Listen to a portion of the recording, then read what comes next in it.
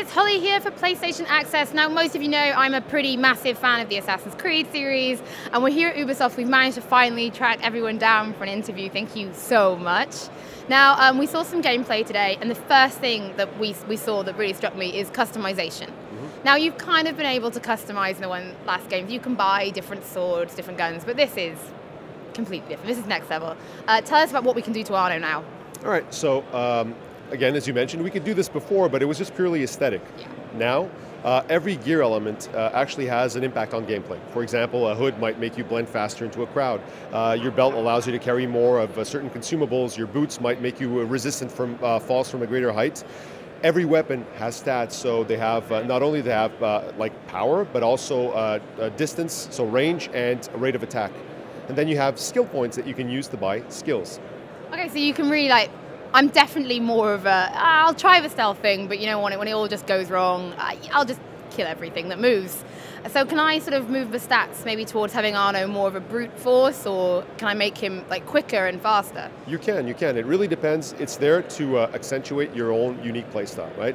So not only in terms of skills, in terms of Arno's customization, but everything about the game is about carving your own path through the game, right? So even the missions offer a lot more ways to play, and this is all done to support exactly what the skills and these new weapons and equipment give you.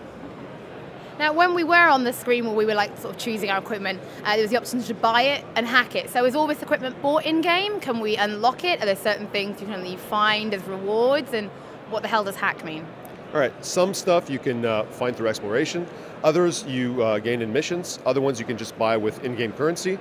But some of them you can actually hack by doing real money transactions. And nothing is, you can get it every way you want, but for those players who don't want to go do side missions or whatever, they can always do that. Okay, now when we were also running around, the new mode, I guess this one is the stealth mode. So finally when I'm running around and I want to be really stealthy, I can just sort of hit the button. What kind of effect does that have on gameplay now? A lot. We really wanted to make this game more social stealth oriented. So we added the stealth mode. It makes you more silent, more agile. It comes with a cover system that has a very smooth snap on, snap off cover. Also, the way the guards perceive you is very different. Like we rewrote the code on that.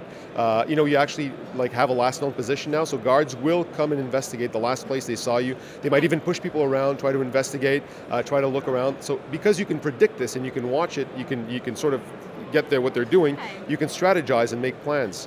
Something else we've added to stealth is the way that you see guards spotting you.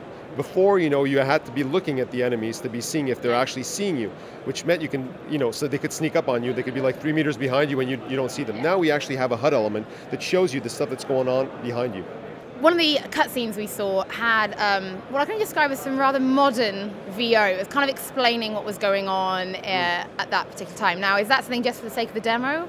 Or is that because definitely a very modern storytelling? Is this some kind of hark to maybe what's happening outside the Animus? There is something very new about that, yes. That it's not just for the demo. It is part of our present day.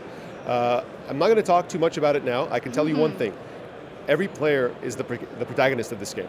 So when you're playing, you are the protagonist, and we're addressing you directly. So we're really trying to break the fourth wall. Okay, because obviously when we're playing with drop in, drop out, not everyone can look the same. So how does that work then? Are you all Arno, or is it just you're in your costume, or? Yeah, everybody is Arno because Arno is sort of the glue that holds the whole game together, right? The main motivation of completing the game is not so much narrative as it is character progression. This is why every activity you do in the city actually gives you either money to buy equipment or skill points to buy skills. So everything you do actually counts for Arno's progression, which means Arno is really the backbone of the game. That's why everybody plays Arno. However, when you're playing with friends, you're actually seeing their own unique gear, their weapons, but we're swapping the face we have a little database of assassins' faces, and we're just swapping the face. There we go then. Right, thank you very, very much.